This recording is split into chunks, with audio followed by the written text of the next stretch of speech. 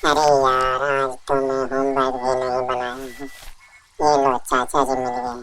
प्रणाम चाचा जी। ये लो, जंगल का राजा तो फुटानी से चूर चूर है, इसका क्या होगा? अरे भाई, ये तो बंदर भाई बाइक से मार्केटिंग कर रहा है। लगता है ये सब आज स्कूल नहीं जाएंगे।